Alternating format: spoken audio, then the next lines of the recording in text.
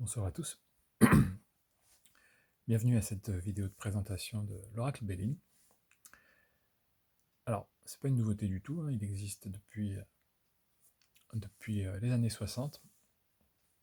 Néanmoins, je me suis aperçu que j'en avais pas fait de présentation, ni montré les cartes, donc on va essayer de réparer tout ça maintenant. Et voilà, donc ça va être une vidéo avec du son. Donc je vais parler. Je vais commencer par vous montrer les cartes, comme ça ceux qui ne sont pas forcément intéressés par ce que je vais raconter pourront au moins voir les cartes. Et pour les autres, je vais vous parler un petit peu des cartes. Voilà. Donc, hop, je vous montre tout ça. Donc il en existe a priori 2 éditions. Ça c'est l'édition standard. Vous avez un petit livret multilingue. Français, bien entendu, voilà, avec la signification des cartes. Alors la version classique, elle est, comment dire, on va dire bon, ça c'est la version classique, donc elle est très bien faite, je dirais. Et vous avez une version avec des tranches dorées, voilà, donc un peu plus cher, un peu plus chic, mais sinon au niveau des cartes c'est la même chose. Donc voilà, je vais vous montrer les cartes rapidement.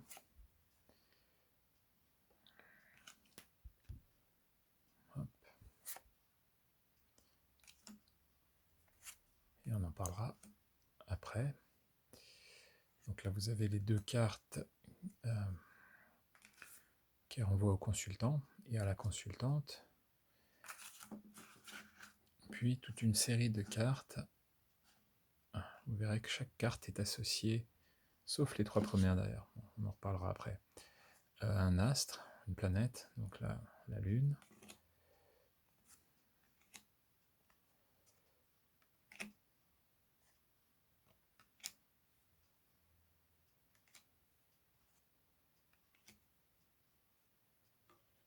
pardon, le Soleil, oulala, je commence bien. Là on a la Lune,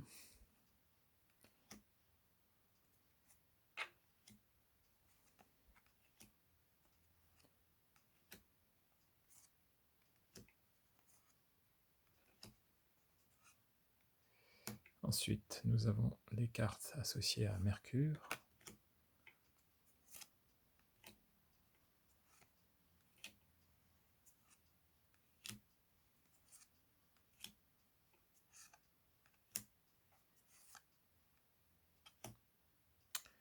puis Vénus,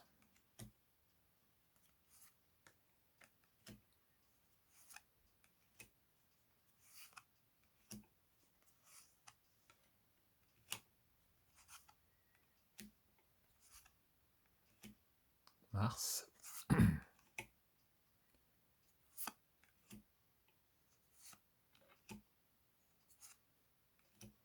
change d'ambiance, hein. Chaque planète apporte comment dire, un peu son ambiance. Jupiter,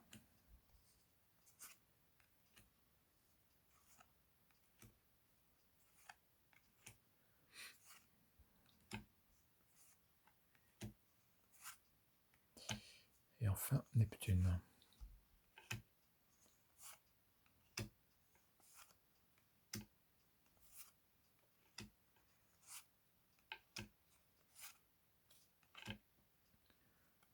Voilà. Donc 52 cartes, chacune d'entre elles associée donc à une planète ou un astre, et 3 cartes sans association. Celle-ci, la destinée, donc le consultant, la consultante, et une carte bleue, assez controversée, puisque finalement, bon, on n'est pas du tout obligé de l'utiliser, c'est plutôt une carte très positive qui peut, c'est un peu le Joker, quoi, bon, voilà, on lui donne un peu la signification que l'on souhaite. Béline était assez vague sur le sujet. Il disait même qu'on pouvait l'utiliser si on perdait une carte. Donc vous voyez, voilà. Donc vous l'utilisez si vous le souhaitez, mais bon, rien ne vous y oblige. Alors si on parle du jeu, bon, c'est un jeu de petite taille, vous voyez, je le tiens assez facilement, plus petit qu'un tarot. Je dirais le format jeu de cartes classique. Au niveau de la qualité des cartes, aucun souci, hein, c'est Grimaud, c'est bon. Elles glissent bien, elles sont assez souples, c'est cartonné, mais on ne sent pas trop le côté plastique. Donc de ce point de vue-là, rien à dire, il n'y a pas de surprise.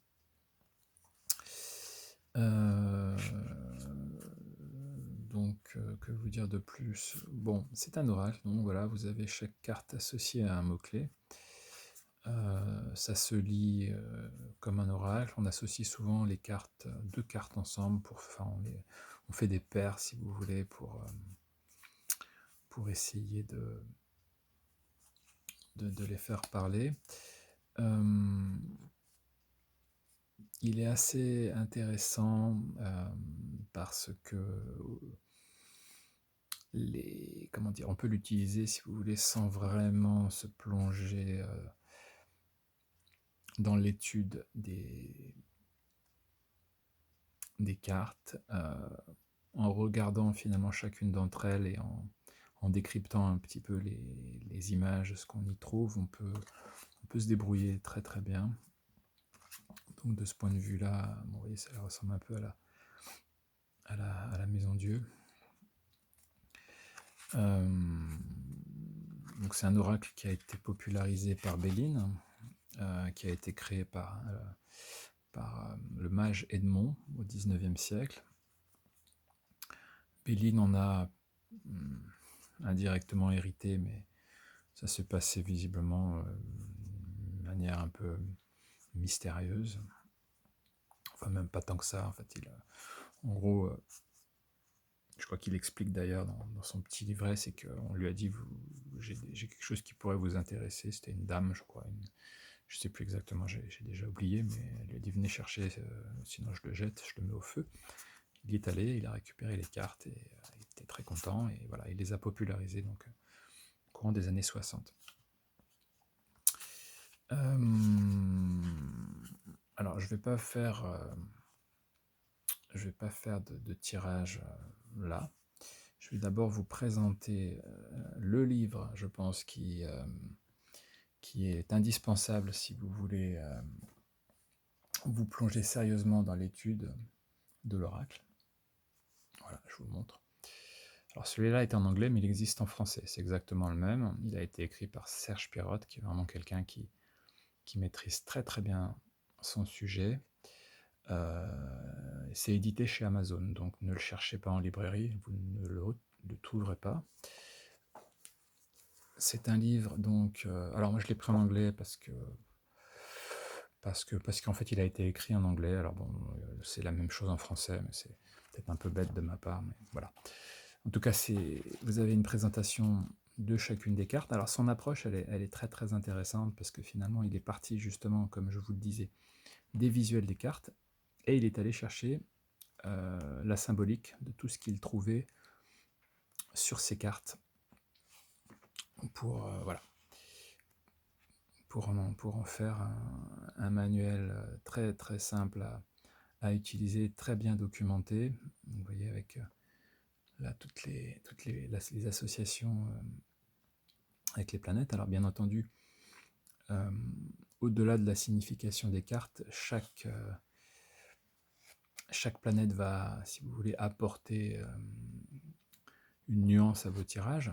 Donc si vous avez, je prends un exemple tout bête, une majorité des cartes qui renvoient à Mars, bon, Mars c'est quand même une planète assez conflictuelle, qui est assez problématique. Donc bon, si vous avez une majorité de cartes martiennes, bon, je dirais que ça rend votre tirage un peu plus compliqué, si vous voulez. Si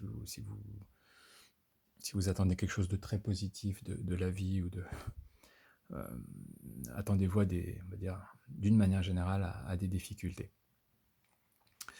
Bon, on abordera tout ça peut-être ultérieurement. J'essaierai de faire des tirages en essayant de les décrypter de manière à ce que vous puissiez avoir une idée un peu plus précise de l'utilisation des cartes. Donc voilà, je vous montre un petit peu son bouquin. Donc, voilà, vous avez l'explication en plus de l'influence des planètes. Donc là, encore une fois, je vous dis, il est en anglais, mais la version française existe. Elle est disponible sur Amazon. Je mettrai le lien en description. Alors, ce qui est très bien dans son approche, c'est que voilà, vous avez, je dirais, la description de la carte d'une manière générale, puis en fonction de sa position dans un tirage. Donc là, comme quelque chose de positif, comme un problème, et un conseil en évolution et en résultat. Alors ça ne répond pas forcément à toutes les questions, mais ça vous donne suffisamment d'éléments pour vraiment bien décrypter les cartes et les associer de la meilleure manière. Voilà. Alors, ce qui est très très bien en plus dans son livre, c'est que vous avez des tirages qui sont très très bien expliqués, avec des exemples. Vous voyez, on parle de la question, la façon dont il faut mélanger les cartes, ou pas. Enfin, voilà, vous avez des tirages du plus simple, un tirage de 3 cartes, avec des positions, un tirage qui explique comment il fait. C'est très parlant et vous comprenez tout de suite.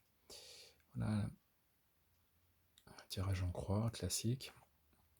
Une version ensuite qu'il a, voilà, une version étendue du tirage en croix, qui est expliquée également, qui est super, avec un exemple. Le tirage, le snapshot spread, c'est un tirage qui est assez intéressant parce qu'il permet de faire un état des lieux, si vous voulez. Vous avez quelqu'un en face de vous qui vous dit pas grand chose, qui pose pas de questions. Avec ce tirage, vous faites un peu l'état des lieux de ce qui se passe dans sa vie.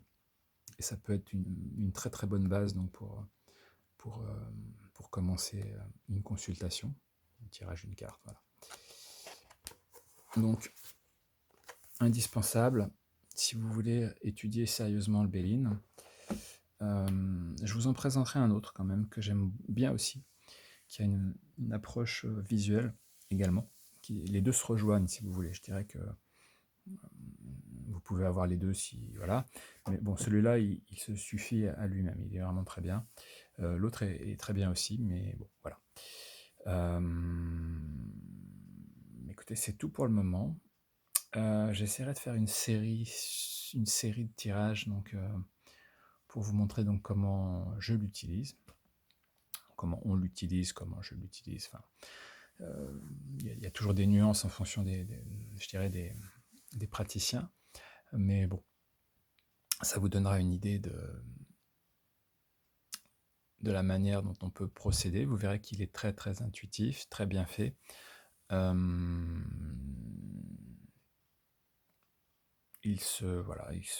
C'est, je dirais, un classique. Un peu comme le Petit Lenormand, ou le Tarot de Marseille, ou le Rider.